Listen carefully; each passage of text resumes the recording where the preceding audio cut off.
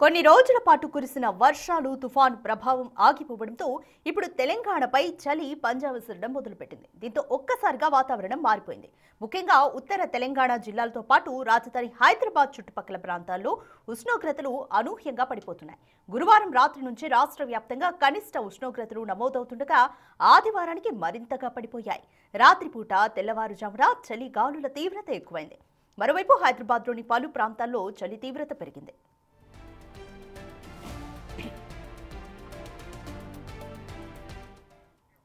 Complete details మా ప్రతినిధి సుజాత అందిస్తారు. సుజాత, మనం గమనిస్తూనే ఉన్నాము, హైదరాబాద్ చుట్టుపక్కల కూడా 2-3 రోజుల నుంచి చలి తీవ్రత కొద్దిగా పెరుగుతున్నట్టు కనిపిస్తుంది. ఉష్ణోగ్రతలు ఏ విధంగా ఉండబోతున్నాయి? Complete details. దక్షిణాదిగా తెలంగాణ రాష్ట్ర వ్యాప్తంగా చలి తీవ్రత పెరిగిపోతున్నది.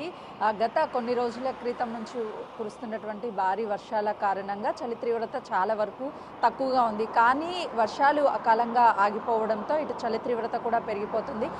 తెలంగాణ రాష్ట్రంతో పాటు పలు జిల్లాలలో చలి తీవ్రత ఎక్కువగా ఉంది. అయితే హైదరాబాద్లో మరీ ముఖ్యంగా ఉష్ణోగ్రత పడిపోవడంతోనే ఈ చలి తీవ్రత ఎక్కువగా ఉంది. రాత్రి సమయాల్లో 9 నుంచి 14 కనిష్ట ఉష్ణోగ్రతలు పడిపోతాయని వాతావరణ శాఖ ఇప్పటికే హెచ్చరికలు జారీ చేస్తుంది. తెల్లవారుజామునే ఎక్కువగా కొన్ని ప్రాంతాలలో చలి తీవ్రత పెరుగుతుంది అని చెప్తున్నారు. మరోవైపు ఈ వర్షాలు తగ్గుముఖం పట్టడంతో పాటు ఈ నవంబర్ నెలలో ఈ ఉష్ణోగ్రతలు అనేది తక్కువగా అవడంతో పాటు రాత్రి సమయాలలో ఈ చలి తీవ్రత కూడా పెరుగుతుందని చెప్తున్నారు. అయితే తెలంగాణలో ముఖ్యంగా కొన్ని ప్రాంతాలలో అయితే ఈ చలి తీవ్రత ఎక్కువగా ఉంది. టాప్ స్పాట్లో ఉన్నటువంటి హైదరాబాదు, షాబాద్, గచ్చిబౌలి, రాజేందర్ నగర్, కూకట్పల్లి, ఉప్పల్ ప్రాంతాలలో చలి తీవ్రత ఎక్కువగాను, అటు ఉష్ణోగ్రతలు కనిష్టంగాను పడిపోతాయని వాతావరణ శాఖ హెచ్చరికలు జారీ చేస్తుంది. ఇప్పటికే కొన్ని జిల్లాలకి ఎల్లో అలర్ట్, అదేవిధంగా ఆరెంజ్ అలర్ట్ని కూడా జారీ చేసింది. అయితే రానున్నటువంటి రోజు మరింత చలి తీవ్రత పెరిగే అవకాశం ఉంటుంది కాబట్టి ప్రతి ఒక్కరూ జాగ్రత్తలు వహించాలి అని చెప్పేసి